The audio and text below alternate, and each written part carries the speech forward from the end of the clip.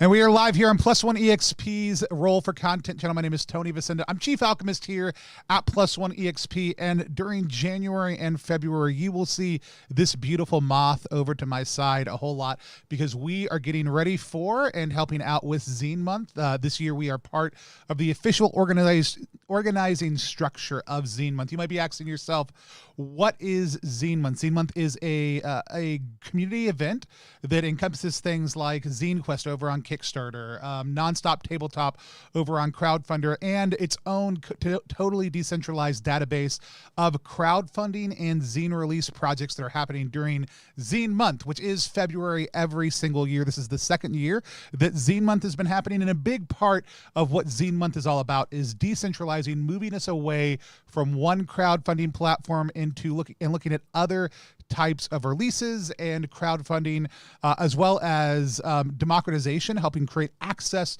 for people to be able to create their own games, and finally education, which is just helping people know more about how to make games. And so you're going to see 8 to 10 different pieces of content over the next 2 months on our channel that are part of a Zine Month kind of workshop playlist. This is the first one we're doing. They are ordered in a somewhat specific way. We kind of took the first principles, the things we'd really want people to know, and put them at the very beginning. So today we're asking a very important question, and we've got a very important guest, and that's the concept. You've made a game.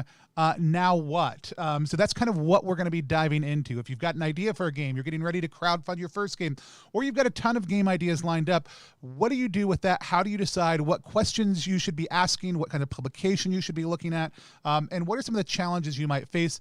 When I put out the list of all the different things that we were going to talk about, I already knew that our guest tonight would be my guest tonight, and probably for a couple of these. That's Jarrett Crader. We've got Jarrett, formerly from a number of different places, but now head penguin over at Space Penguin Inc. Jarrett, why don't you tell people a little bit about who you are and what you do? Hi, I'm Jarrett, and I help get RPG books made. My primary focus for a very long time has been editorial, the last several years in project management. And I've even taken a stab in writing a little bit. Done that before, but, working on those skills this year. Awesome. I'm always excited to sit down and work with Jarrett on different things. And again, when I put out my list of just kind of like, hey, here are some of the things we're talking about, somebody was literally like, I mean, can't Jarrett just talk about all of these things? If you're not familiar with the channel, if this is your first video, we review a lot of RPG content, and that's we support a lot of indie releases through kind of content roundups on games that are coming out. So we'll look at a lot of crowdfunding pages, help dissect them, provide input, feedback. We do a lot of consultation. We review new systems as they launch. We also publish games here at Plus One EXP. So we're involved in a lot of different ways, but none of that really holds a candle to the number of projects and products Jarrett has been related with, and some of the ones that you'll know incredibly well, things like Mothership, Merkborg, Troika. He created them all entirely by himself. No one else helped him. No, whether it was working as the editor, whether it was working in development, whether it was working on product design, any number of things. Hundreds of games have come out over the course of the last couple of years, and major IPs that Jarrett has had a hand in. So it's also something that Jarrett and I will talk about a whole lot. He is the editor on Through the Void, our upcoming release, and a big part of it was I love working with Jarrett, but also I love having somebody who will challenge me and help us elevate what we're doing when it comes to thinking about the total process of releasing a game. So I have lots of thoughts about this, but Jarrett's somebody I love to talk to about this. Jarrett, in your illustrious career, are there other things that I missed that we should mention? No. Okay. I just I like Sean Richer, our very good friend. I just finished doing development and line and copy on a new secret book of his. Sean's been banging them out lately, and he had a line in there. Let's do this. Let's play this game for the love of the dungeon. And that's, I'm sorry, Sean, I'm stealing that. Gonna get, gonna OGL you, buddy. I'm gonna make bumper stickers. But yeah, I do this for the love of the dungeon. I think it's why you do it too. Like, yeah, the making money's cool, but it's hanging out with people doing just games. Playing games is fun, and we want it to be fun, and we like there being more games at the table and more options for different games at the table. So we're going to talk a lot about that. By the way, if you're in the ZiMo Discord server, that's ttrpg.link /ZiMo Discord. If you go there, it'll take you to it. I'll primarily be pulling questions from there. If they prop up, they're going to get priority in workshop chat. We will be taking them live also too, but if we're going to primarily look for the questions to be asked in workshop chat over on the ZiMo server. Members of that community get a little bit more focus. However, you can type them in wherever you're watching right now, and we'll also try to work our way down to them as we go. But just wanted to establish that Jarrett has a ton of wealth in this area. We're going to kind of do an overwhelming thing, like a 30,000 foot view, but we will have other workshops that will dive into other specific parts coming up in the next couple of months. But without a ton more further ado, let's start with one of the things that I'm most passionate about, that I will talk to people about a lot, and that's what questions should we even be asking as we're thinking about releasing a game. When we've got an idea for a game, when we're looking at releasing a game, what are some of the kind of the first questions we should be asking ourselves? And I've got one, Jarrett, that I'll kind of break it down a little bit, and I'd love to hear from you, some of your thoughts on it. But my first one, whenever somebody comes to me and they say, I've got a game, I want to publish it, I want to get it out there, my question is kind of, what do you want out of that? Like, what do you as a designer want out of that? Because there's a lot of different things that you may want out of that, right? So it might be personal. Like, I just want to hold my copy of my games in my hand, or I want to see a final version in digital print. It matters to me to give this game form and shape and get it out into the world. And I actually don't care about the commercial reality of this game. I think that's one option. The other one is like friends and family. Like, I want to be able to have enough copies of this to be able to give them to my friends and families. You know, maybe that's 20 or 30 copies, so that I can just share something that I made, that I love, that I want to, give out to people. And that's a kind of different take on that. There's different things that come with that. And then the next one is kind of hobby. Like, I'd like to maybe crowdfund this, maybe work with a publisher. I don't want to do this for a living. I just want to kind of put out a game from time to time, but I'd like to see them go, a little bit bigger than just my friends and family, see other people out there playing my game. And the last one is kind of like, I want this game to go big. I want to be a professional. I want to do this full time. I think you can have the answer of like, I want to do this for fame and glory and money. But I think professional is the level beyond that. I stopped caring. Like, if you're like, I'm doing this for the big bucks, I don't care. Like, I don't want to work with you. If you're in it, there's tons of companies out there, but if you're somebody who wants to, anywhere from, I just want to see this in print, to, I would like to make a living making games, I'm very interested in talking to you. And there's a ton of motivations behind each of those. But the first thing I really just start by asking people is, like, what do you want to get out of this? Like, why do you want to print this game? And so that's kind of one of my big questions that I typically start by asking people when they come to me talking about design, because that's gonna determine a lot of different things. But Jarrett, how about you? Are there questions that you kind of start with asking people, or do you have any thoughts on any of those levels? I 100% agree with all of those. I find that most of my work these days is in the last two categories, hobby and professional. I myself sometimes do them for friends and family, looking at you, bread bots, stuff like that. And you don't have to limit where those go based on what your initial, plan is, or if you have a plan.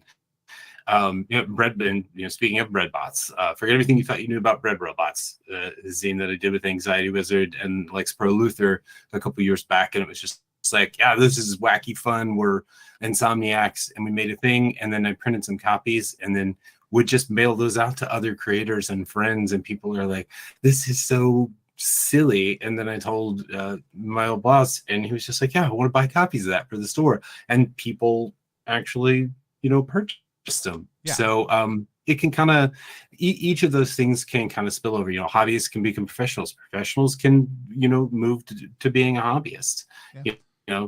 Folks sometimes are just like, hey, I've had my run, I'm moving back. And I think a big part of that, the reason you start with that question of like, why do you want to print this game? What are you looking for out of this? Is like, that helps you set goals and parameters for everything else. Again, most of us are pretty okay if our games get bigger, but some of us at some point might want to say, no, I don't want that. Like, I don't want my game to get that big. Like, I really just did this, like, to be at a hobby level, and I don't want it to take over my life. And I think we've seen a lot of people in the last couple of years who wanted to move into professional space and then realized, like, that's very demanding. I just want to do this as a hobby. That's actually where I'm most happy. And so again, it's going to matter game to game sometimes, but it's also going to matter kind of what your motivations are for that. The second question I'll ask people when they come to us is like, how done is your game, right? And this, a lot of people are like, will answer usually one of two ways, like barely at all or 100%, and neither one is usually right. The ones who think they're barely done are oftentimes much further along than they think. Like, I will have very large, like essentially like AAA design companies come to me for actual plays when they just have Google Docs because they know they're going to develop so much of it later. And I will have indie designers who come to us and have like a 98% done project, like fully laid out, and who are like, I'm so sorry it's not more done. And I'm like, you're fine. Like, as long as we can sit down and you can run the game, I'm excited to play it and learn about it and consider like publication and print of your game too, or working with you in some capacity on it. So how done is it is another one I asked. Jarrett, as somebody who's worked with a lot of people, what are some things that people, when they come to you and they maybe say, hey, my game is done, that they maybe haven't considered yet for their done game? some folks do close silo. They're just like, I'm writing this, I'm not testing it, I'm just writing it and I'm putting it out there. And, you know, again, that's what they want to put into it. That's, you know, that's totally cool. A few years back, I was just like in the no, write it, play test never. And then the past several years, I've been in the actually let's play test the shit out of this. Yeah. And with my company, Space Penguin Inc., I am running and testing every single game that ends up bearing the moniker that's co-published, that's collaborated on with that. One, it's fun. I get to play tests and you know, I will play. Don't let tests get in the way of a play, right? I get to play games with people, sometimes on your channel, you know, sometimes in real life, a lot of times just pick up games in the middle of the week or in the evenings and stuff like that. It's really fun. Game designers or you know, folks who do this, you know, on like hobby up and professional level, like or just folks who game a lot, we will break a game, we will break a system, we will break a module in ways that your brain just, you know, a writer's brain just won't always think around the corner. And I'm not saying that's like always the case. There are some things that do pop out that are just like, yeah, it's done. But I will say there isn't a person I've worked with in the past 10 years that hasn't in some way, shape, or form been like, oh yeah, cool, thanks for that. You know, just small things and not majorly, you know, like, oh, you opened my eyes and we rebuilt this thing from the ground up. It's more like little stuff like name it. You know, if there's like a random adult magazine discovered in a locker or something like this, you know, name that magazine. You know, what kind of packs of cigarettes are there? Go into more detail with smells and aromas and stuff like that. When you're entering rooms, you know, all of that little stuff, all of that stuff, if you have space and it fits with the module or the system or whatever you're writing, like fit that in there. Yeah. Like, if you're definitely, if you're looking at it from a product standpoint, because why would someone buy that if it's just, you know, why are they going to pick up an adventure if there's not an adventure in there? Right. And I think again, if you're doing personal or for friends and family, you know, you probably won't consider punch up a lot, right? But like if you're going for hobby professional, like you're going to want to have somebody come through and give you advice on punch. I think the number one piece of advice and Through the Void's edited document so far is, yeah, we'll come back and punch this up later, right? Like that's just like, it's good, it's set, this is fine for now, but we're going to want to come back and do that punch up pass where we make sure all those little bitty things are in there. But like, again, if you're at the scale at which you're looking to do it matters. And I think, you know, Kirby in the chat, Disaster Tourism, said it better, like success is predicated on failure. Like you won't do it all perfect your first time around. And sharing it with somebody is the first big step to finding any of this stuff out, right? Getting it to the table is the number one way you're going to see what works or what doesn't. And in all honesty, some of the best writing you'll ever get will come from taking it to the table and just seeing what people do with it. What does somebody call that magazine? Like ask them what type of smoke, like you can use your playtest as ways to generate ideas and see what generates fun at the table, and then ask your players, but document that stuff and incorporate it into what you're doing. So playtesting is huge. And I would imagine editing is one I hear a lot of people are like, oh, we just edited it ourselves, right? Like I would never do that. Like I do pre-edit my stuff, but I would never edit my own stuff because I will never see the things that are missing in the way that I write, because I will always know the words or that are supposed to be there or the way I intended something. As an editor, like Jarrett, do you see that on a regular basis sometimes? Yeah, I think there's many reasons why folks don't work with an editor. One, it's scary because they have that concept of like, they're going to red pen me, they're going to tell me my shit sucks and blah, blah, blah, blah, blah. I'll just say that if anyone's working with an editor that's doing that they've hired, that they don't know, that like you might want to look around for another editor, because editors are not supposed to be anti-authors. We don't fight the authors. We work together to make the whatever more readable and more usable in the case of games specifically. Sometimes there's financial barrier. There are also ways to do work trades or look around. There's all kinds of folks. Like 10 years ago, I was just getting back into tabletop as after spending about 15 years just strictly board games, right? Didn't touch a role-playing game because I didn't have anyone to play with and it wasn't fun. But when I got back into it, my partial English degree was just like, oh, I can do some of these things. I worked for free and cheap as free for the first 3+ years doing this, picking up some jobs here and there. Like I got lucky and I ended up working with some folks who I gained their trust by doing the work well. And then, that equals better paychecks and paydays and stuff like that. But you don't let the financial aspect of it turn you off completely from at least asking. There's all kinds of folks who will, read stuff and run stuff and play stuff, and they don't consider themselves editors, and they'll do it a few times and then they'll like it, and I can make money at this, or I can just do it for the love of it, And if you can't do an editor, like if you're like at that friends or personal level, fidelity reads by just other people, like they'll notice things you don't notice. They'll give you feedback. Just ask them for that. That's not a don't hire an editor, but like depending on that level you're looking at it for, yep, what you're going to want out of it again is an important thing. Just to throw a couple of folks out, Jarrett does editing.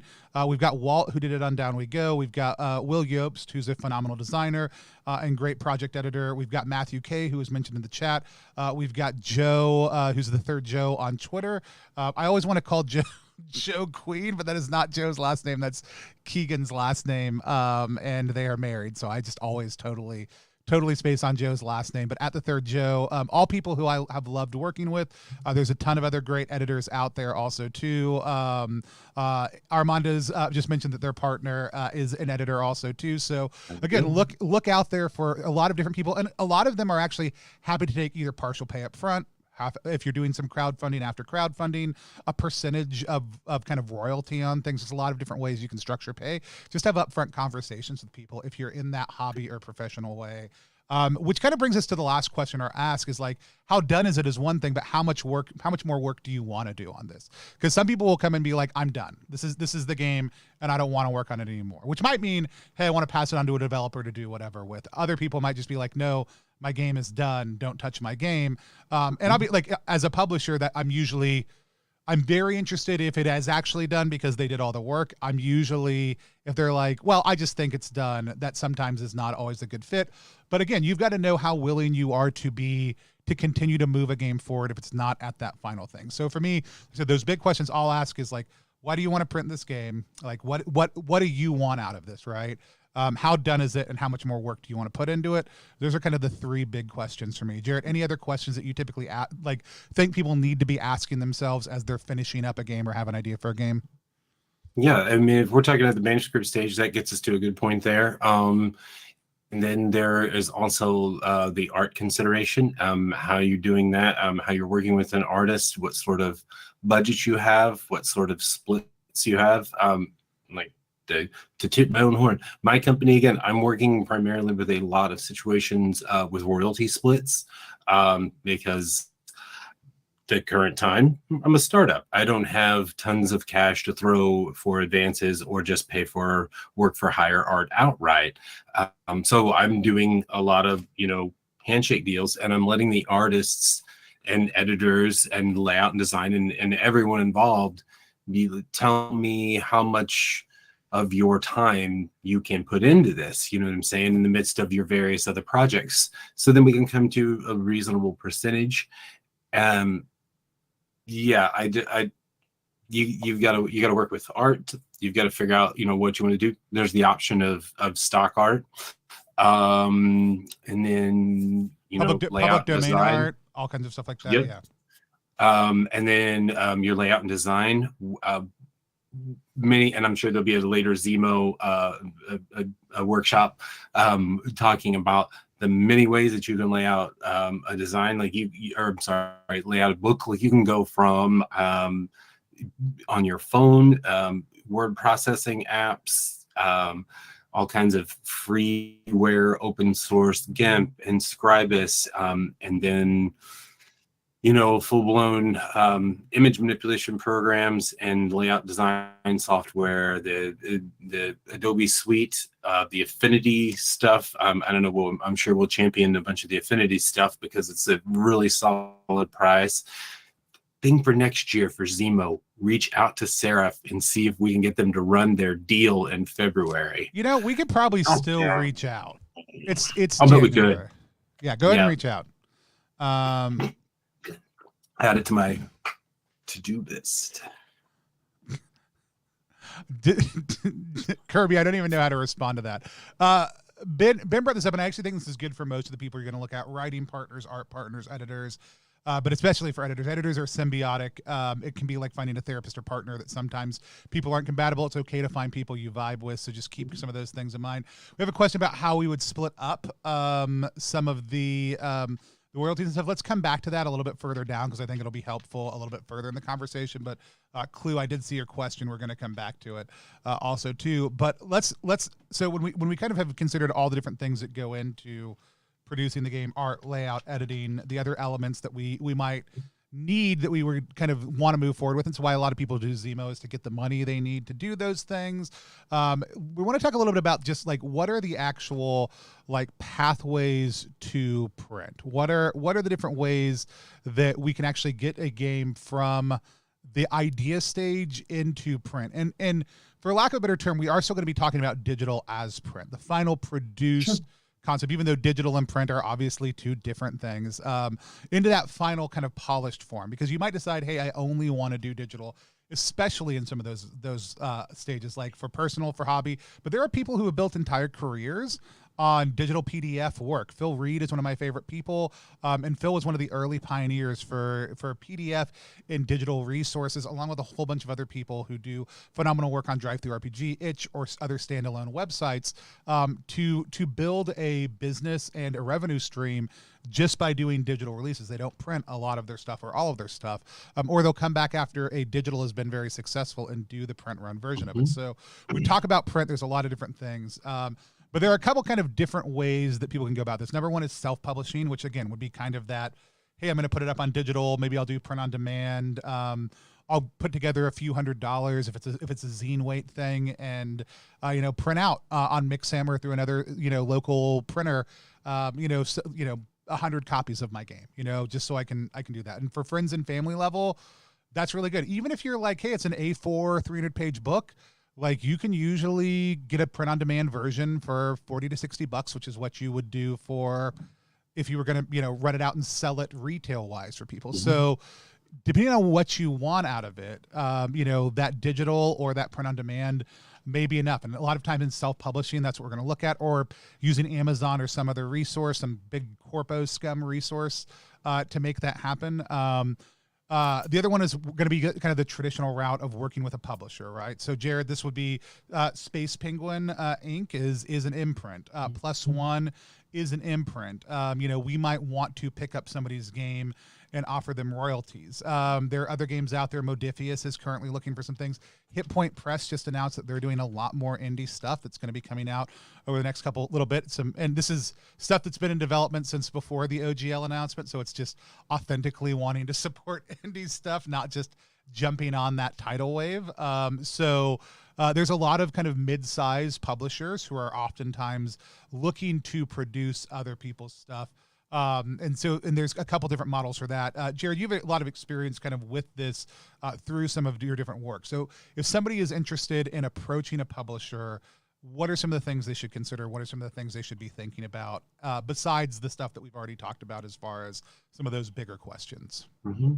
Pitch early is always good. Pitch. So have as much of your stuff ready as you can, whether that's just an elevator pitch, an 11 sentence, like 11 sentences is like my ideal elevator pitch, like 4, 2, and 1, or sorry, can't do math, 4, 5, and 2. Wow. You just you get maybe those last two lines. That's your stinger, and that's like, okay, I'm sold. I see those all the way up to like, full on ready, complete books that are just like, cool, let's just split this and you cover the print run. We'll figure out paying back whatever for the art and design and all that stuff, make it a true partnership collaboration. Pitch early. Know that a lot of established and not so established, and like, yet in my case, we need 3 to 6 months for some of this stuff. Maybe even longer if it really depends on the length. If you're going to bring, for reference, if someone brings me like a 16-page zine ready to go, all arted, created up, like I'll be able to get that through my internal machine at Space Penguin a lot quicker than I will be than someone bringing me 132 manuscript pages with no art other than some concept, maybe just not even art, maybe just some wish list type stuff, for a system I've never heard of, or for a system that I'm not super familiar with. So it's manage your, I guess, recognize your own expectations and be able to present those to the publisher. And then also, if you bring another part of the skill set, if you bring promotion, or if you bring art, or if you bring a layout or something like that with you, and you want to do that as part of your project, make sure you're saying that up front. For more finished pitches, more finished product, like definitely what you want to see the book as. So that's the thing I ask a lot. Like from amongst my friends, folks are just like, hey, what this, and this. And I find myself circling back through my repeated conversations and being like, okay, what's the size and what's the rough page count and what sort of finishing? Are we talking a zine? Are we talking a perfect bound? Are we talking a hardcover? Is this a deck of cards? Is this a broadsheet? All of those things. Kind of have the who, what, when, where, how, and why. If as many of those as you can get ready, that helps. Publishers, imprints, partners go a long way towards being able to look at your thing, because we get a lot of stuff. I mean, a lot of people making a lot of stuff, which is awesome and amazing. But we still have to go through and read all of that stuff. So, yeah. And I would say lots of times, like, you and I are both fans of people owning their IP. Like we are not the kind of people who are like, we want to buy your game from you and take your game away from you. Like, we want to partner with you to make your game a reality. Now, there might be some times where I'm like, the amount of development we're going to have to do on this, we're going to need to bring in extra writers. We want to keep you as lead, creator. But because of the amount of effort, we're going to look at this as more our publication, and we're going to kind of own this. And we want to make sure that that's clear up front. But overwhelmingly at Plus One, a lot of other places, we're going to look at print partnerships where you maintain your game, your ownership of the game. We're going to work with you to print it, fulfill it, get it out into the world, and take care of it. But if at some point you're like, I don't want to do this anymore, I want my game back because I want to do something else with it, you're going to be able to do that, and we're just going to finish off selling the print run. Everything will maintain its intact, and you can move forward and do other things with the game. So it's important to kind of know which one of those you want to do, because the amount of money that you make, the amount that you might make in advance, the amount that you are going to make after the fact, all those things will shift as some of those conversations shift. But for a lot of small press publishers, we're going to look at trying to help people maintain ownership of their games, because it just helps things move a little bit faster and keeps things a lot clearer as far as who has what. But there's a ton of people out there you can approach about any of those things.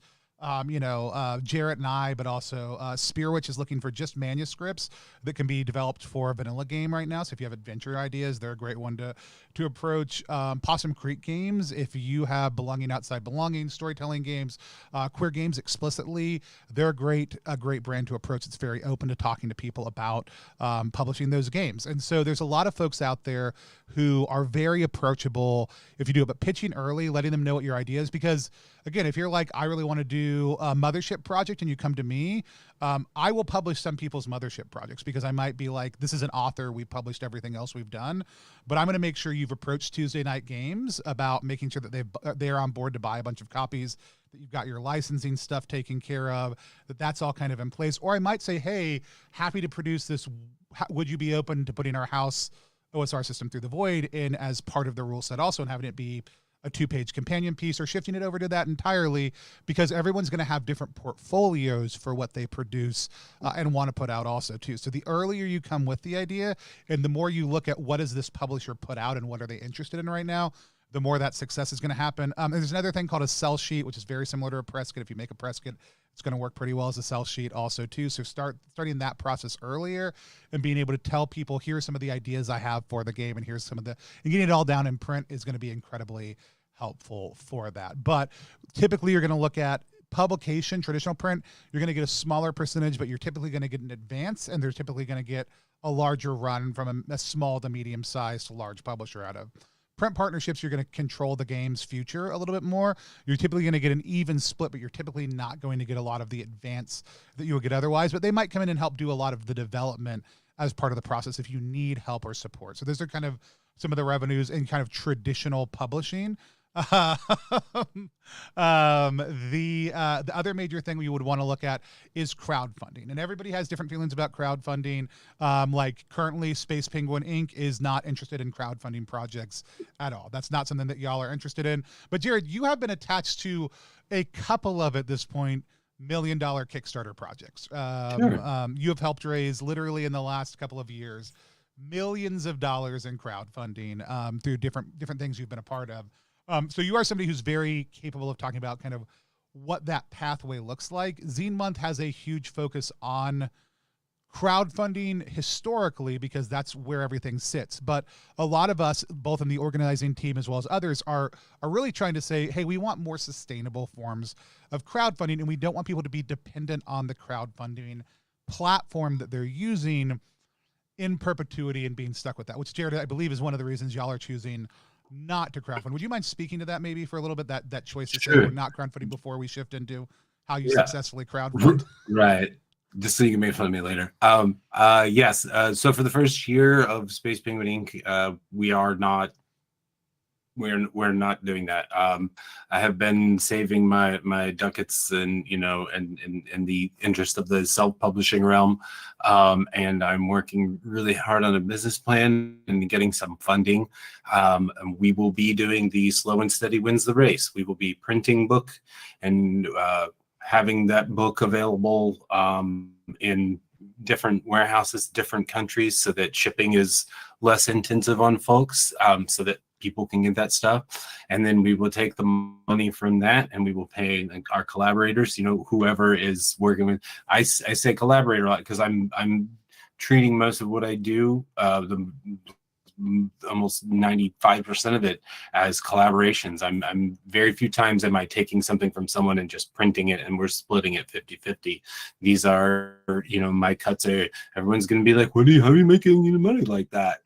I'm like, well, you do a lot of things, but you do them well, like is it going to be a spreadsheet nightmare for me? Yeah, absolutely. But you know what? It's okay. It's doable.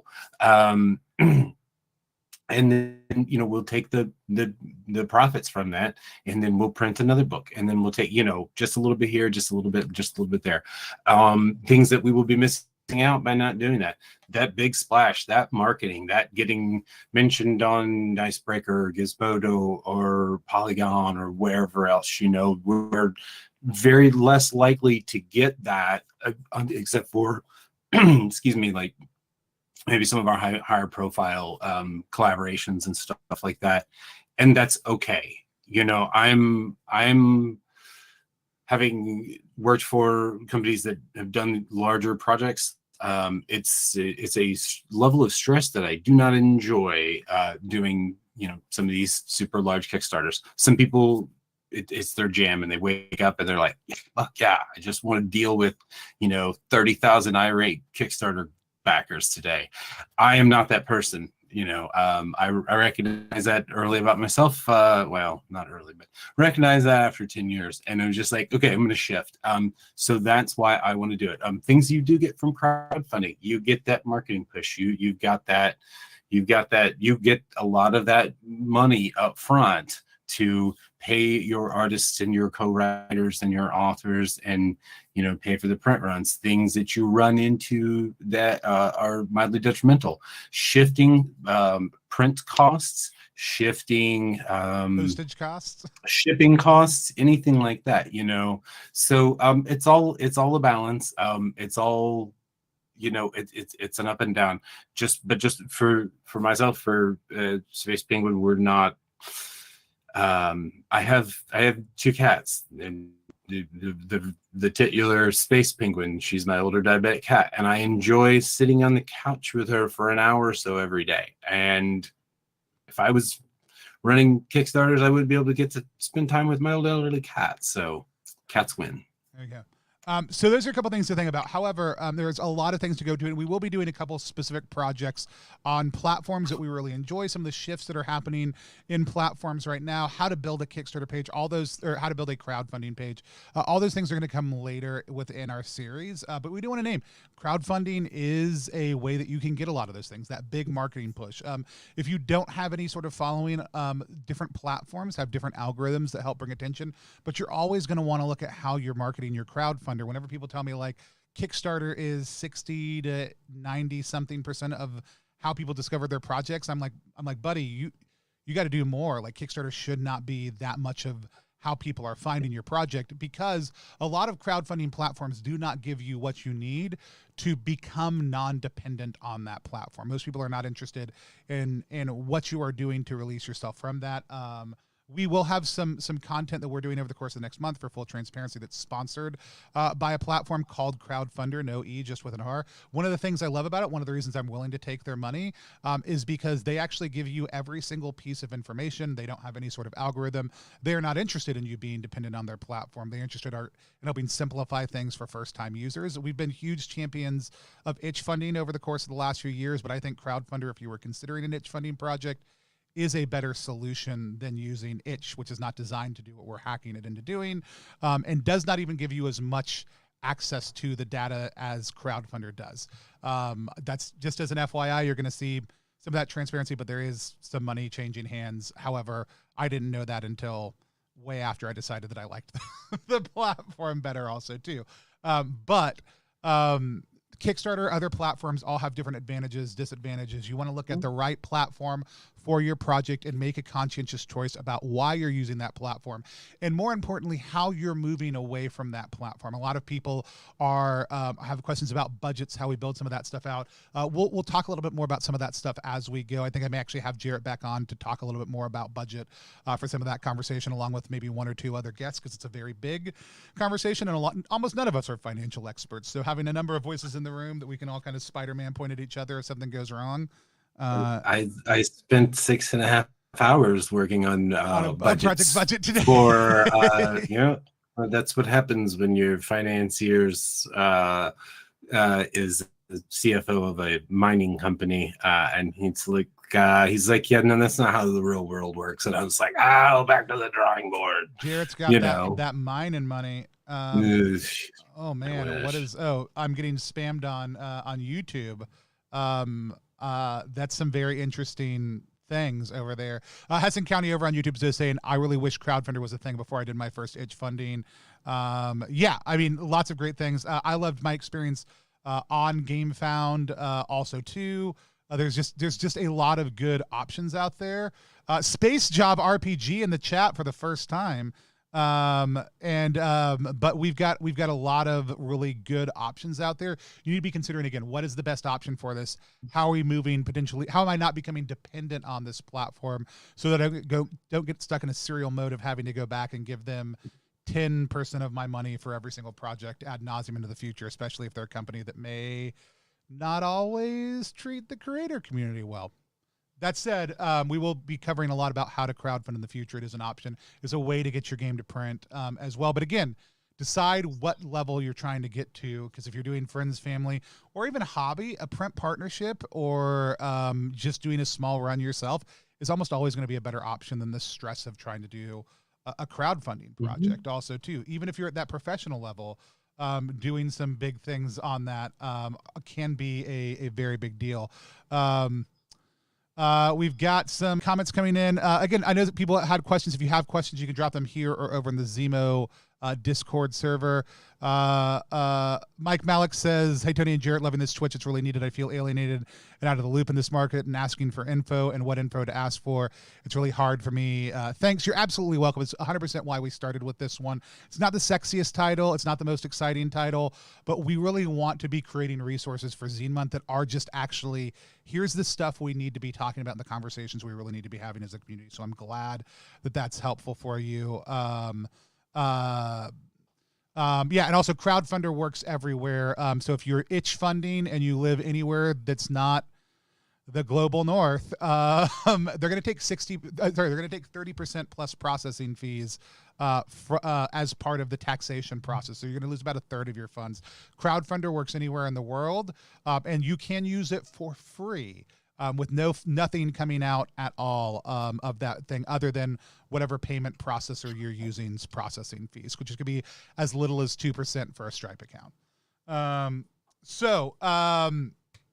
With that said, we talked through those things for a long time. We had a lot of notes on those. We've got some other things we do, and I want to leave a little bit of time for Q&A, so we're going to pick up the pace a little bit. I'm in charge of that, so it's my fault that we are not. For once, I'm not blabbing too much. I don't know that you've ever blabbed too much. So how do I find people? This is one of Jarrett's questions. How do I find people? How do I help people find my game? What do I do to help people just discover that my game exists? So Jarrett, what are some of the ways that we kind of look at and answer this question? Well, so we talked about there's the built-in marketing aspect of if you do use a crowdfunding platform or an itch funding or whatever sort of a pre-order situation. There's that grassroots, like, get out there and tell people, like, bounce around all those Mastodon instances and all those Discord servers and those Facebook groups. So yeah, common sense stuff, social stuff. With that is the encouragement is be active. It's always obtuse when someone there's a server and then the only thing they do is they pop up to put in their announcements channel, which is why we have announcements channels. But the only thing they ever do is they post up my things up. It's just like, okay, cool. I get it, but it would be a lot cooler if you came in and talked to us and hung out a little bit. And then, hey, I know time is a thing, but that's why we have social media managers who can actually do that. Folks who can, get paid, and we can pay them real monies, or we can pay them in clams, or we can pay them in work trade or whatever. I love clams. Yeah. Yeah, I do, like, almost one stretch goal, at least out of every major crowdfunding project we do, is a work trade where I did some free promo work for somebody in exchange for them writing a cool adventure path for one of my games, right? We're big fans of that. Also, again, if you are somebody out there who's like, I don't want to crowdfund, like reaching out and talking to either of us about print partnerships, about what we can do to help you, or if you're getting into that crowdfunding mode and you're like, how do I get the word out there? Like Plus One literally exists by and large to be a champion and voice for emerging first time and creative indie designers. So especially if you're early in the process, you're going to get a lot more attention from us. And you might think, well, how will you know who I am? That's kind of the point. If I don't know who you are, I'm going to give you more time than if I do know who you are. Lots of people, if I'm like Irene, Space Job, I don't know why you're nervous, because I've already told you I will just print your games, because I love Irene and I've seen enough of Irene's work to know Irene will both share their game. We'll get Steve Jackson to appear in a TikTok sharing their game, but also is somebody who is a phenomenal creator. And so, like, I don't have to give Irene a lot of time because I know Irene makes great things, and I'll just print your game, Irene. But if I don't know you, then I am going to ask a lot more questions, but you're going to get my time. You're going to get my energy specifically because I don't know who you are. And not everybody has money to pay for advertising. Again, we're always happy to look at what are we doing to work together to make this a good situation for everybody. So if you haven't created a press kit yet, go to ttrpg.link /PK work, I think is what the short link is for the press kit workshop that we did last year. It is, I think, the second most popular video on our channel right now, because you sickos, I thought you wanted game reviews, you just wanted videos about how to make a press kit. And so I cannot turn into a horse person yet for you, Duck. But there's a lot of people out there who are willing to help shout to the roofs. There's people on TikTok. Goblin Mixtape Sam is absolutely phenomenal. Sean, Scene 4 is absolutely great. If you're into OSR, GM Jordan, like there's tons of great people out there who would love to talk about your indie game that you're creating and working on, and share it with people. Go find them, and shout into the void. Like literally get on social media and say, who should I be talking to?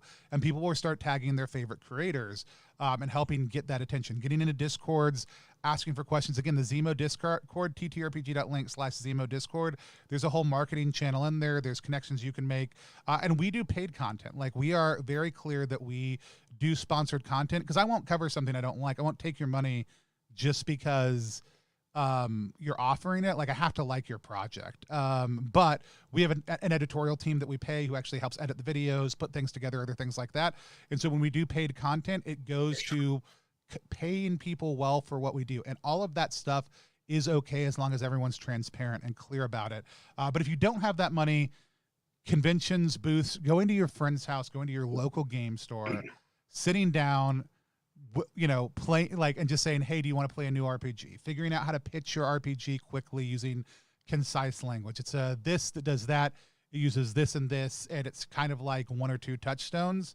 If that didn't make sense at all, it may not have.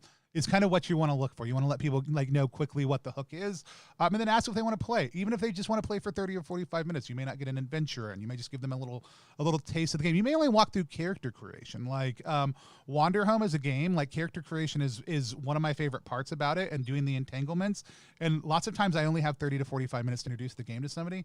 And that's what I'll start with. Like, we'll just do character creation, get a little bit of a sense of the world building, and then stop and be like, yeah, I mean, and we were already kind of playing the game. So a lot of different things can really help with those different pieces to get things done. And then in the press kit video, we talk about this, just sending out your press kit to people. Someone will probably cover it. And lots of times, like I know Ben, so I was like, most of the things that Dicebreaker and them cover are paid sponsorships. There is not an insignificant number of paid sponsorships, but there's also a not insignificant number of just random small game that some journalist was like, I love this and I want to blow it up too. Like both of those things exist within a spectrum too. I'm gonna steal a minute here and say that also, not everyone, like Tony and I aren't experts on all this. We're still learning on all of this stuff because he and I are trading information back and forth. Like I am going to rewatch the press kit video because I will be working up a big old press kit for a brand new company, because those are things that I need to practice. I need to get better at. And then the obverse of that, or I guess the extension of that, is something that Christian Kessler has said to me very often, is network down, punch up. And the network down part is the really important part. If you are a creator who has done a Kickstarter or who has done a zine or who has done any of this stuff before, help folks, reach out and just listen and just answer questions. And if you find yourself in a space where everyone just wants to talk about this project and that project, maybe that's not the space for you that day or for a little while. So just like step back. The worst thing we can do is shit on people and decry them for being new to a thing. If they're not new to a thing and they're still doing silly shit, that's a different story. But when someone comes in and is new, there's nothing wrong with being cool and being mellow and being that person that takes the lead and introduces that folks to introduces them around, even if it's as simple as like, hey, I don't have time to help out with that right now, but here's a space that I can take you to. Like I loved sharing, previous job, like I'd get a lot of pitches and I'd just be like, that doesn't quite fit with what we have. Maybe you need to, like to go back. Maybe this needs a little bit of a developmental editing. Maybe, we want to work on brushing up some layout here, whatever it is. And then I'd get the follow-up.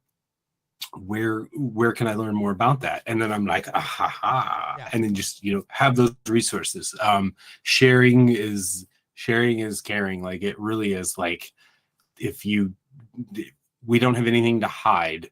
We share our printers resources. We share, our promotional aspects. We share information. Like I think that's the one of the coolest, neatest things about the folks that I hang around and work with is we're, on SPI server, we have a homework help channel and we have a homework help meeting every Monday night at 5 Eastern, where we just talk about, this is what I worked on this past week. And sometimes folks pop in and are just like, hey, can anybody actually help me with this thing? Yeah. So, which is the other thing. If you're like, I'm at the bottom, I can't network down, network across, network to the sides, find creator communities, hop into the Space Penguin thing, hop into the +1 Discord, hop into the ZiMo Discord. I love seeing groups come up together. Like a lot of us, there's a number of us who entered into the Brain Trust Discord all at the same time. Very few of us are super active in there anymore. We've all kind of gone on and done stuff, but we're all active in there to a certain degree. And we're all in each other's Discords all the time because we started designing together and kept on designing together. And we work with each other on projects on a regular basis. And finding those people who you can just work alongside and who will just co-promote with you.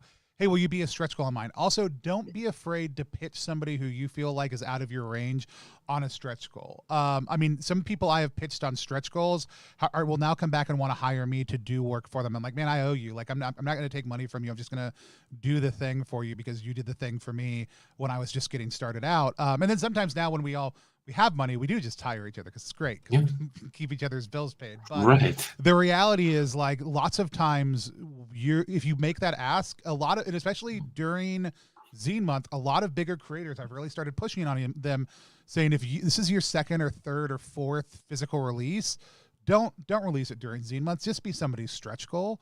Just do someone's cover art. Just help edit somebody. You'll notice in that server, a lot of people are giving things away. These are people who have already built up their practice of whatever they do within the scene, and they are looking to help people. And never be afraid to ask. Go ask Spencer Campbell if you love Spencer's design. Go ask Adam Voss if you love World Champ Game Co. Go ask them if they will do a stretch goal for you, and then you can build out how you want to be able to pay for and cover the cost of that. But again, sometimes they'll do work trades. Sometimes they're looking specifically to contribute to a first project. It is really how we build up this community.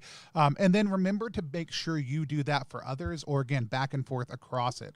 And so just kind of keep those things in mind as you're networking.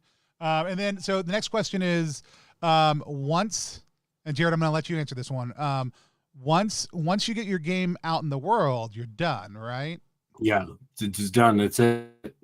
You're good. No, this is where you have to, again, play that game. You have to get folks, whether it's online or whether it's in folks playing in a Discord server you're in, or if you're a Reddit warrior, hat tip, good luck, folks. Playing at your local game store. I have a local game store down here. They specialize in Magic, and then they do some of the Hasbro stuff. Once I've got some of these things going on, I'm going to be hosting Space Penguin weekends. You know what I'm saying? I'm going to spend 8 to 12 hours there on a Saturday or Sunday, whatever it's necessary, pushing and promoting the games and stuff that I am helping to bring into the world, and other folks' games and stuff too. And if you just do it once or twice, then those people, like, some of the best is public play, and then those people are like, I really like this. How do I do that? And then you just build and build. If you can't make it outside, and I understand that too, trying to get online, doing reviews for folks. Like, oh man, just doing reviews.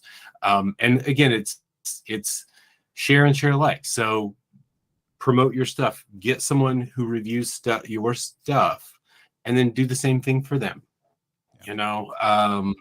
What else can you don't do? stop when the game's out, right? Like, this is the thing. Like, don't stop. Don't I stop. will tell people like we can't do something during their campaign because we're busy or they're busy. They don't have the game for enough long. Any of that's fine. Whatever reason it doesn't work out, and I'll say, hey, when you're ready to do a print release, you hit me up and let me know. And the only person is Sean Richter who's ever taken me up on this. And we played a great game of Crapland when it was out. And I haven't done enough follow-up on that, Sean. I still owe you, and I know I still owe you. You're the best, and I love you.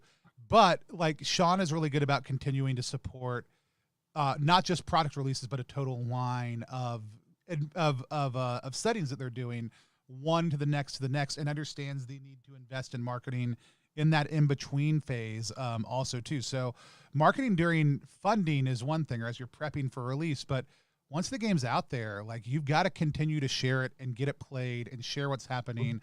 Like, that's when things should be getting the most exciting, is not during funding, which is what we typically see, but on release. That is when we should really be seeing the majority of excitement happening. And it's usually kind of whispers, like you'll get a little bit of things, but doing work swaps, asking if somebody said, oh man, I just got it in the mail. Hey, played X game last night. Ask them for a play report. Like, that seems really weird, but like, what was your favorite moment of the game? Hey, did you have anybody new? Oh, can you tell me a little bit about the table you were at? On social media, those things will become automatic endorsements. Oh, that sounds cool. Oh, I want to check out that game. Setting aside copies for reviewers, specifically ordering 10 extra copies and finding people who are interested in covering your game and sending them out. In your mind, it can seem like, well, I'm giving them $25, but you're really probably giving them $2 worth of paper in exchange for them potentially saying something really nice about your game. These are all things that you should be doing, not just when it comes out, but continuing to look at it after the fact.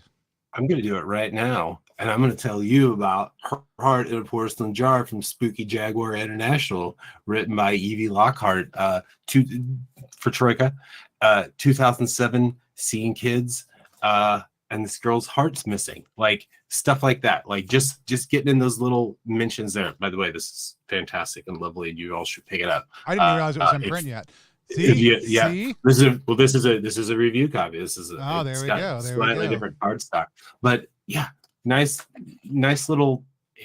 What is it? 8 pages? Not much to it, but it's exactly by Evie's Games. This is just a fab little scenario setup build. There's some backgrounds. There's some NPCs. But stuff like that. Just taking a few seconds to be like, yo, this is actually really cool. Like, and when I say, like, 2017 Kids, there's like there's not a dirt mall, although I'll bet I could make a dirt mall up here and there. But there's like dive bar. It reminds me of my years bartending. I'll say that much. But yeah, get out there, help push other people's stuff. Make sure when you're pushing your stuff that you give people information about what it is, specifically with game systems. A lot of times people will do a system and that's it. And then no modules, no support for it. If you're doing a game system, have 2 or 3 modules lined up. There's a couple of projects that will come out at some point this next year and a half from Space Penguin. And when this system hits, there will be 3 or 4 modules that come out either right then or within a short span of time to support that game, to get people going and talking. Look at what Goodman Games does. They managed to reprint the 1 core rule book. It's like 18th printing, something like that, 22nd printing, but they support it. Modules. They hit their 100th module recently, right? So basically that means every 5 adventures they are releasing, other people are releasing more, but every 5 that they're releasing, they're having to reprint their core book again because people are becoming interested in the system. Sean did a great article about this. It's if you're not writing adventure games, it may not make as much sense, but are you doing follow-ups? Are you doing complementary games? Are you doing things that reference back to the original to help revitalize interest? Which kind of takes us into the next question. This seems silly. When should I print my next project? If you're in the first two categories. You're doing this for your personal reasons. You're doing this for friends and family. Whenever you want, it's going to be the answer, right? But products do and games do have kind of a life where we know they're going to kind of see their immediate excitement and kind of play, and that's about 18 to 24 months, Jarrett, right? Before people are like, okay, we've played that. Now we're looking either for more in that. We need new adventures. We want more stuff for it, or we're going to start looking around at other games. And so about every 18 to 24 months, if you're in that professional range, if you're wanting to do this in an ongoing manner, if you're wanting to create a system and then see it supported, you're going to want to every 18 to 24 months, which for some people is like, oh my gosh, that's so far apart. And other people are like, oh my gosh, that's so close together. You're all going to have different feelings about that. But the reality is, go ahead. I mean, I've seen people like in like part of my plan with some of the stuff is like, here's the system and here's the modules really, really quick, you know. I mean, here's modules and here's modules quarterly. And some folks can, just bash a ton of shit out in 9 or 10 months and then they're done and they're good with it. That 18 to 24, that's kind of like an average of like, hey, I printed it and this is about what it's going to do.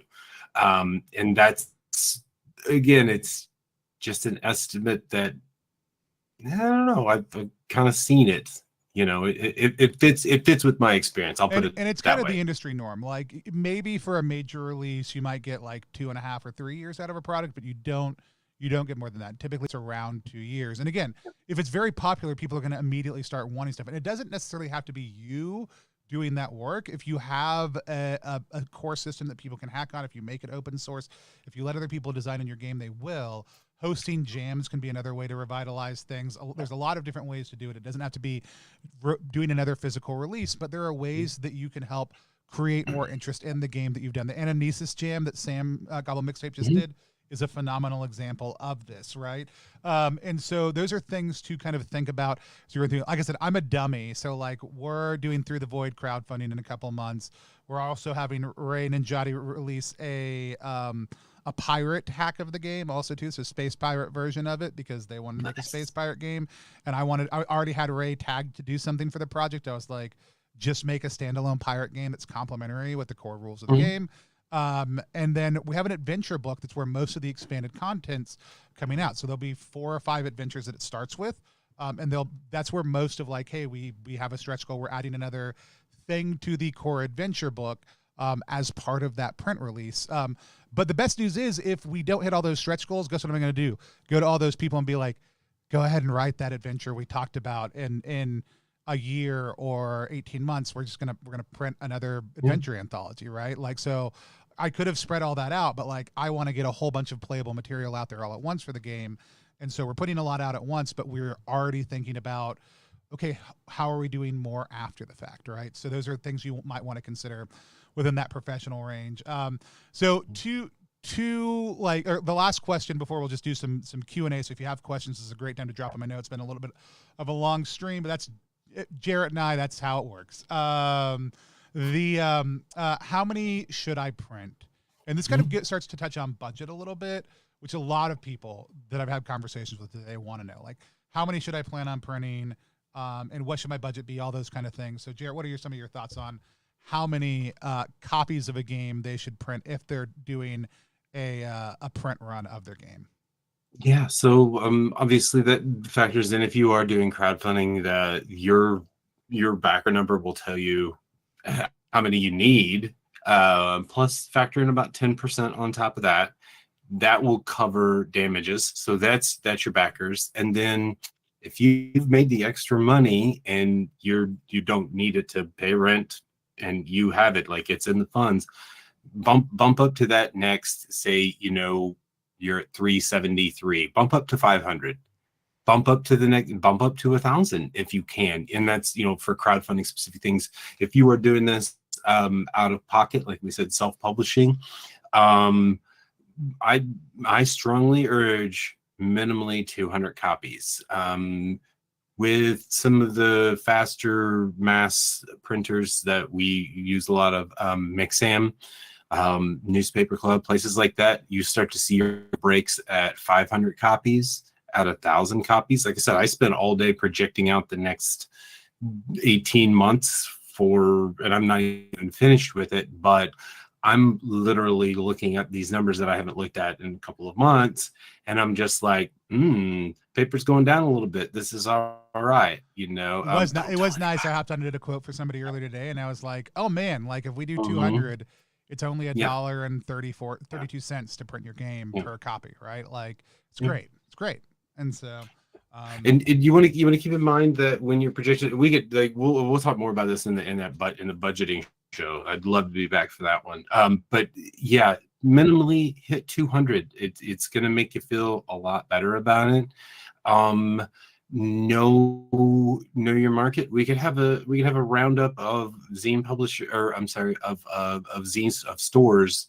We should do that at some point too, you know, and just have estimates of, you know, this shop generally takes 20 to 25. This shop takes 50. This shop takes 100. You know, it really varies. Some shops don't take certain products. It's not what they sell. You know, some focus on specific types of games. Then we're talking like, you know, we've got IPR and things like that, you know, other places that do consignment, you know, all kinds of stuff to factor in, but look for where you're going to get the best price break on the actual cost per unit, because what happens is if say you print 200 of them and you have pre-sold 175, that gives you 25 left. And all of a sudden your game takes off and everyone's just like talking about it. And, you know, you get one of those viral things. Shout out to Adam Nade at Hello America Stereo Cassette, which is a small poetry label in Kansas. I love their stuff, but one of Adam's books went viral. And he was like, he wrote a blog post about this is what happens when things go viral. And it was just like, then he had to scramble to come up with money to do more print runs. You know, you want to make sure that if you win that zeitgeist lottery, whatever you want to call it, or if your hard work pays off, that you have enough copies to cover that second wave of demand. Because if not, it's not that it will be expensive.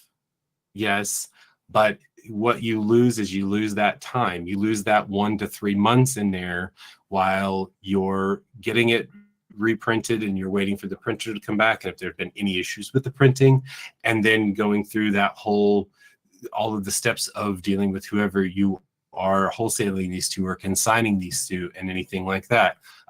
Especially if you've got a convention or a live thing coming up that you need more copies of. So when in doubt, edge a little bit higher if you can, and then also if it's for a specific system, like, you know, stuff that we know is going to move units, to say the business speak. If Mothership, Morkboard, Troika, OSE, like those four push a lot of units right now, and obviously the Ds and Ds and all of that stuff. Yeah. But those, in my experience, those are places that work, you know. When I was doing my numbers today, I essentially doubled the runs on some of these projects. You know, if it's a system or book that's got a new edition coming out, you know, in case of Mothership, 1E soon, TM. When that hits, more people will be playing this game for the first time, and they will want to buy cool new stuff. Yeah. So we're seeing a lot of people who are revamping their 0 edition things for first edition release and adding content to them and expanding them. There's a couple of them going up this zine month. I mean, I'm very excited to. We're getting to play a couple of them this week that are already up for January crowdfunding, right? So, I mean, there's a lot of cool stuff we're going to see coming out in a lot of different places. So I always tell people 30 to 50%, like depends on the product, depends on the game. Yeah. Take your base run that you want to do, that you know you're going to be able to sell, and then increase it by 30 to 50%. 200 is always kind of my minimum number also too. But there are projects sometimes that I'm getting, I'm like, I love this and this is great. I don't know what the audience is for this. And sometimes I'll bump it down to 100, and that's not a shame on the person or anything else like that. It's just, you've given me a very niche thing, and it's going to be a fun thing, and we're going to be able to sell 100 of them. And I know that. And if I'm wrong, great thing to be wrong about. We're gonna go buy more of them, and I'm happy to be wrong, you know. Yeah.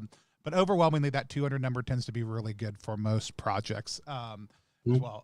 So I think, the last major question we've got to talk about, and this is, we've touched on this a little bit, but the big question a lot of it is, how do I know if my game is worth it? How do I know if it's worth going through all this, if it's worth pursuing this, if it's worth the energy, the effort that goes into doing all the things to get my game physically into print? And again, if it's for friends, for friends and family, for personal, that threshold might be lower. But if you need to hold your game in your hands, it's worth figuring out how to do a print-on-demand copy from a decent print-on-demand service, and getting that and having the satisfaction of holding your thing. Like your first time you hold one of your own prototypes or print proofs or final versions of a game, it's tremendously transformative. It's and every single time it's a little bit like Christmas, right? You get excited. I love getting packages of cool shit that I've helped make in some way, shape, or form in the mail. It's awesome. But a big part of it is learning the market, not true market. And that may seem a little bit capitalistic, but we could also just think about it like this: learning what people are enjoying playing right now, right? And there are so many different groups that enjoy playing in different ways, and so many groups that enjoy playing in different things. Like I got a press kit from somebody today. I will be covering it online. We can't play it online. It's a LARP that's about dancing, and I'm I about this game. It's by one of my favorite designers. You will certainly hear more about it this year. I think we should try to play it. I want to figure out a way to make it work, even if we're like, these are the streaming rules for this game. You got to set your camera up overhead in the corner of the room. Everybody grab something that could be somebody else's body, and let's fake. I don't know what it's going to be, but I am very excited about this game. But game is not necessarily for everybody, but and it's not even a game that I'm be like whatever, but I love this designer so much, and it's such a unique concept that I'm like, I don't know what this is yet, but I am so excited to find out about it.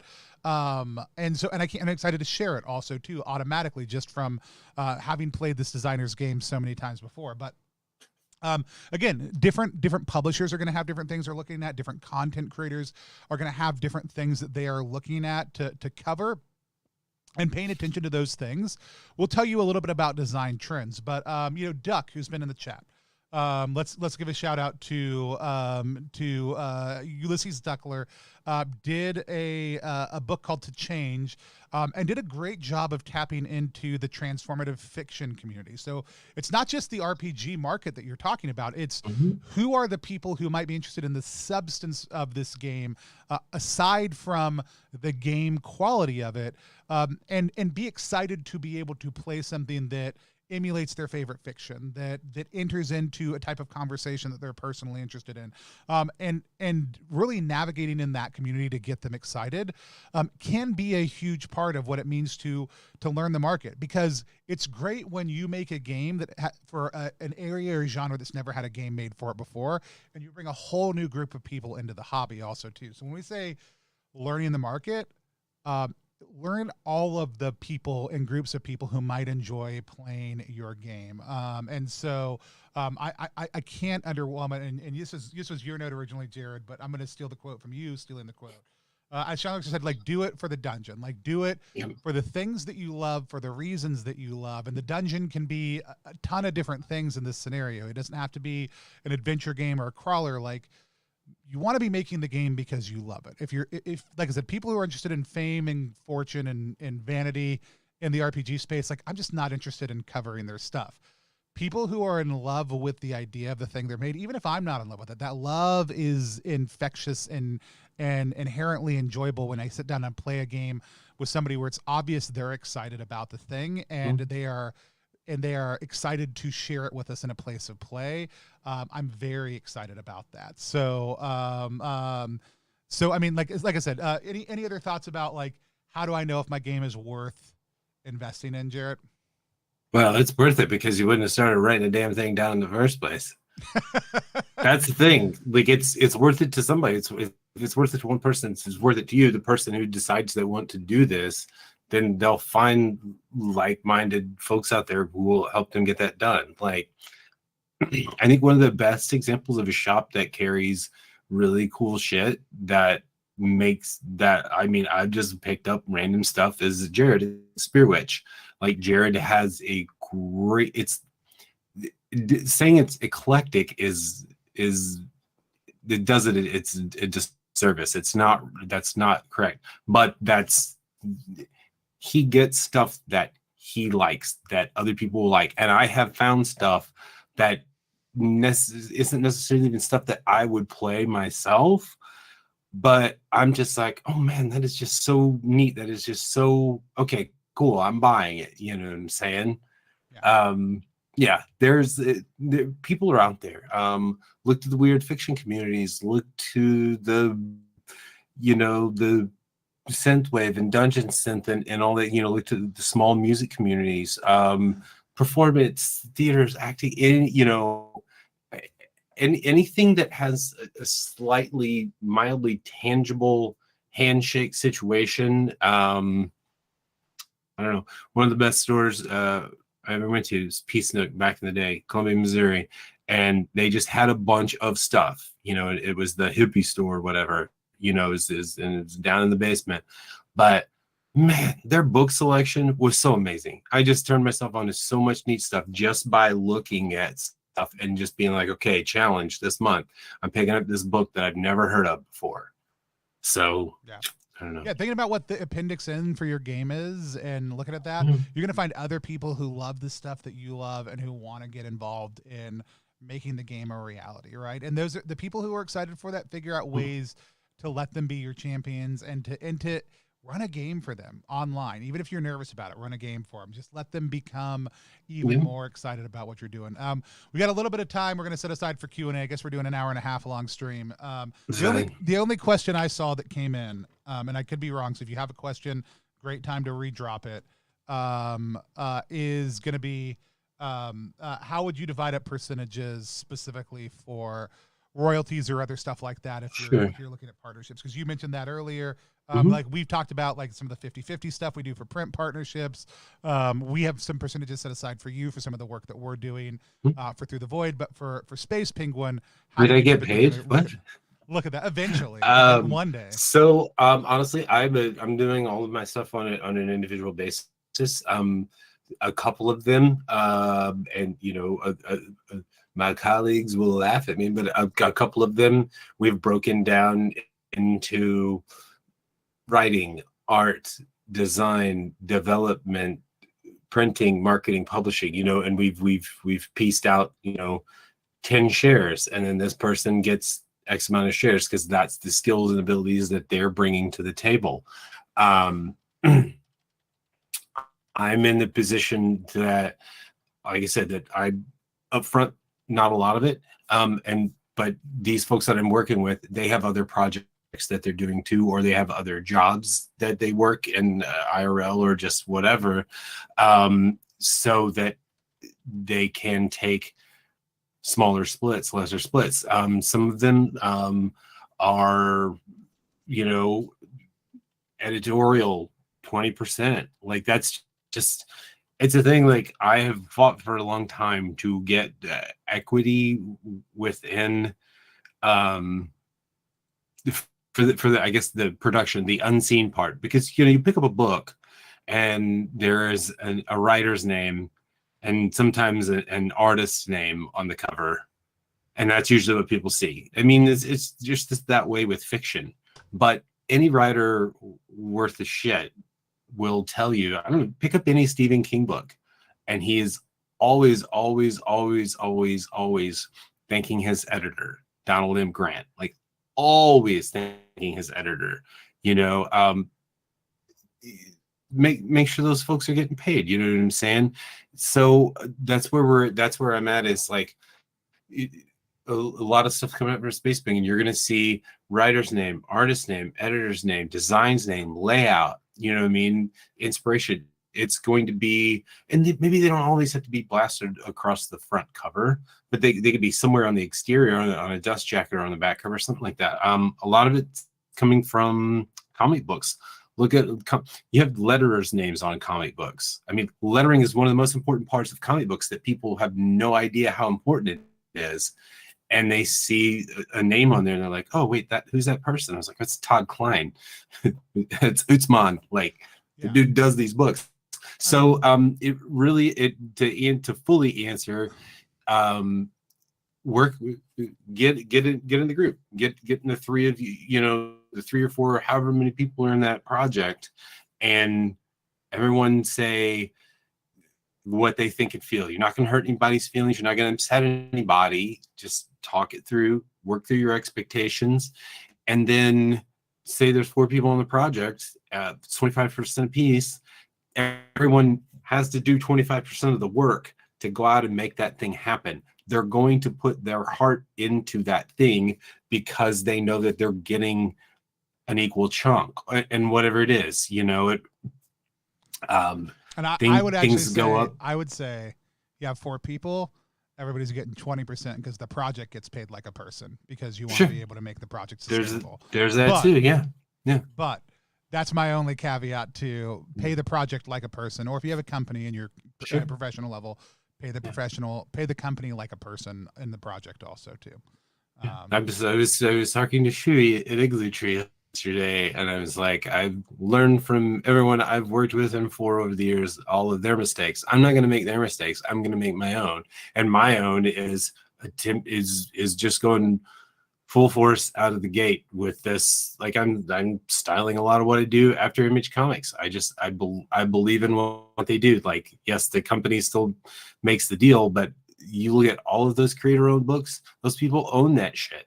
They get paid for that shit. You know what I'm saying? Yep. I don't know their percentages, but these are the percentages that I'm working with these individual products. So yeah, it really is project dependent. But just talk about it with your collaborators.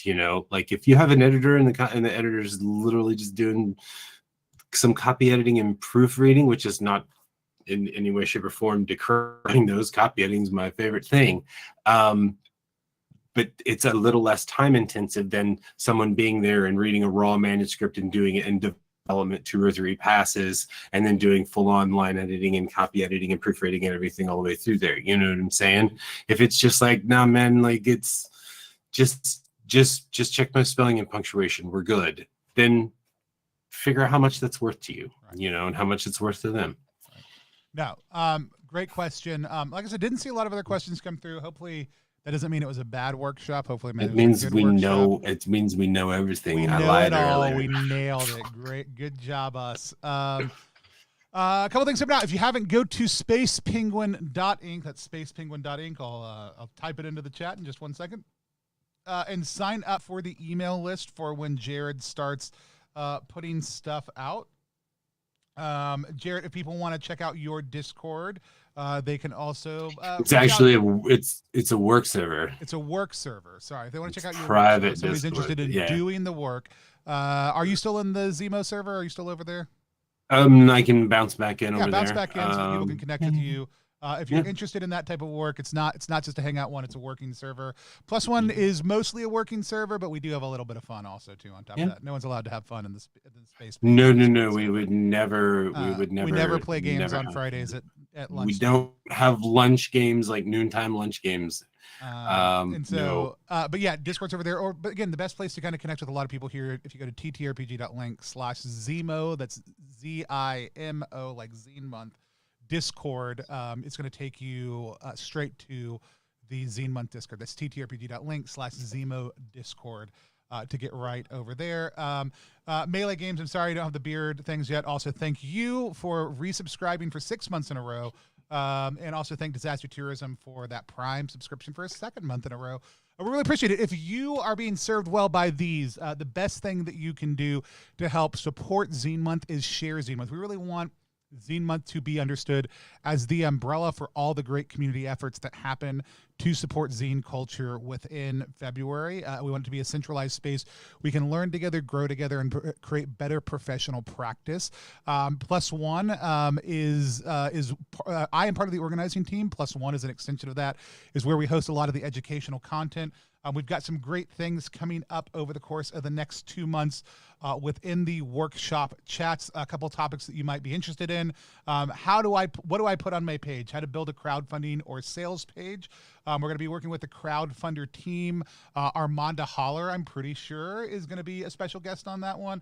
Also, too, we're going to look at Armanda's page along with a couple people from the crowdfunder team to talk a little bit about what specifically should be on any any crowdfunding or sales page, right? The things that you should be telling people about your game to get them excited in that format. I have no art budget, public domain and open source art with Charlie, basic layout and composition with Sin Posadas of I'm always going to mispronounce it. Navatham's End. Navatham's End. Navatham's End is going to come do phenomenal RPG secret. Are going to come talk about basic layout and composition, building a budget without getting audited. We'll have a couple people on for that, probably Jay Dragon, Jarrett, and a couple other people. What happens once I printed my game, fulfillment, logistics, and life beyond crowdfunding. Jay's going to come back for that one also too, but I'll be talking specifically about fulfillment, logistics, and some other pieces with that. Commissioning art, how to work with the artist. Charlie Ferguson Avery is going to be hosting that. And we're going to have a few more along with the one we know specifically about newsletters. This was based on feedback from the community on what was going to be most helpful for them, what they really needed to know about. If there is more things you would love to know, again, hopping in the ZiMo server and sharing there about those topics, or just adding us over on Twitter at +1EXP or any social media platform for the most part. We're very excited. If you want to support the channel specifically, you go to +1EXP.com, buy a game there. Starting next week, we aren't doing any crowdfunding during ZiMo other than helping Armanda with her project. We are releasing 5 zines during the month, though, that are all by first-time creators, where one is actually a collaborative project from the +1 Discord server that we all built together. I'm very, very excited about it. But we'll have a bunch of games by first-time creators with their games going into print. I'm so excited to get those games out to you. None of them are going to funding. They're all print partnerships. So if you want to support the decentralization of crowdfunding and us, that's a great place to do it. Or just go to the Ko-fi link down below wherever you're watching and help support us directly. We really appreciate y'all.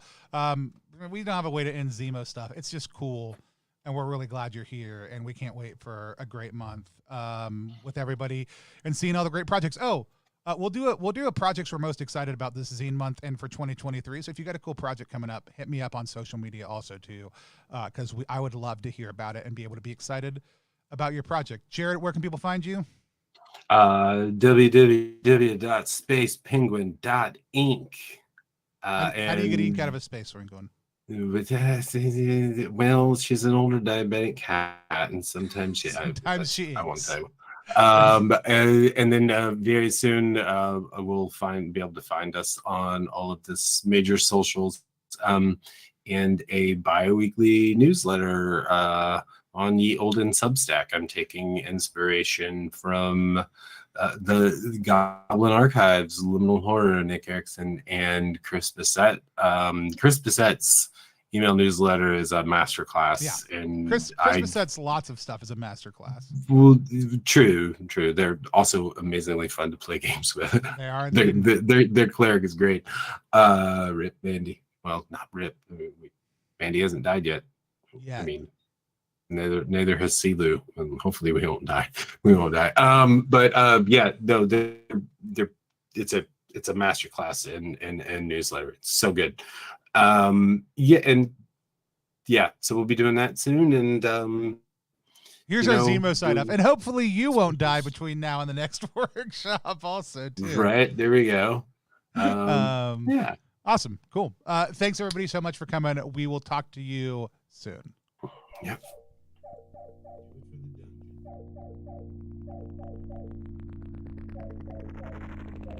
Do it for the dungeon.